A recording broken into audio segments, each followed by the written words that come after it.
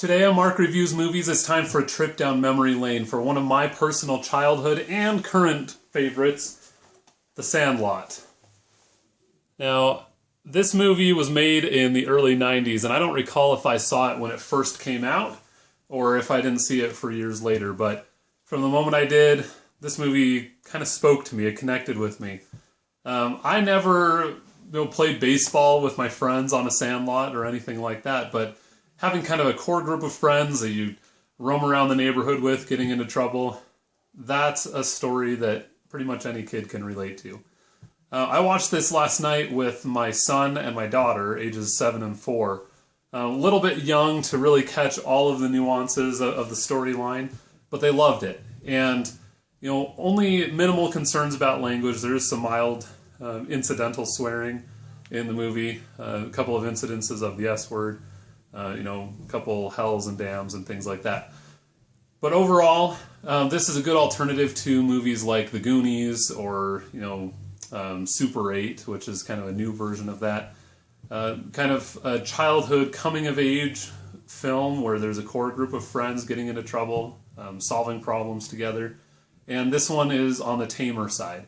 Their main enemies in this case are another group of kids from a rival neighborhood, and the beast who lives behind the fence. So be careful what you wish for when you're hitting a home run, or the beast might get it. Basic storyline, this kid, who's actually way in the back right here, they refer to him as Smalls. Pretty much everyone here has a nickname. Smalls moves into the neighborhood, has no friends, sees this cool group of kids over here on the sandlot near his home playing baseball, and wants to be a part of what they're up to and what they're doing. He sees in them a chance to find a place in this new neighborhood. He's coming from a broken home. He has a stepfather. So he's struggling to find a place where he can identify and feel like he's part of the gang, literally. So kind of the core leader of this group, this one right here, takes him under his wing and teaches him how to play baseball, even though he's terrible at it. And then, the story is the rest of their summer. Going to the pool and hitting on the lifeguard who's much older than they are, losing a ball signed by Babe Ruth over a fence, and how they come to these resolutions. So I won't say that this movie teaches good values and, that you'll want your kids to act like these kids, but it's a good, fun, relaxing movie that you can watch with your kids and good family entertainment. I prefer this, as I've already mentioned, over movies like The Goonies and things, because these kids still act like kids. They still have the deference to adults that they should.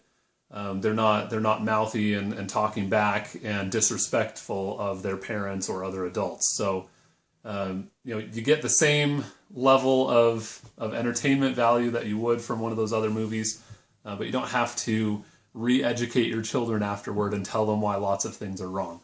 There is one incident in this movie of the kids chewing tobacco. It's quickly followed up by a scene depicting how much they regret what they just did, but that was a moment that I had to have a discussion with my kids. So looking for a family-friendly film, this is a good choice for you and your kids. And, overall, it's a really well put together movie. You always worry about child actors in a film, if they're going to be able to pull it off, or if it's going to just be painfully overacted or canned and rehearsed. This movie delivers. All of the kids in this movie do a fantastic job, and you have a special appearance by James Earl Jones in here. Not to mention Marion from Indiana Jones, so there's that too. Go check it out if you haven't yet. I'd be surprised if you haven't. And it was primarily filmed in Utah. There are credits at the end that credit 4 or 5 different cities around the state. So when I bought this, I had to get it in a 2-pack with Ice Age. And I'll be honest with you, I didn't care at all about Ice Age, but I cared enough that I bought it just so I could get The Sandlot. I will link in the description below to where you can pick up a copy of The Sandlot on your own. And let me know, what's your favorite childhood kind of coming-of-age movie? Is it The Sandlot? If you've seen this, let me know why you like it or why you dislike it. and leave your comments in the section below. Also, don't forget to subscribe to this channel.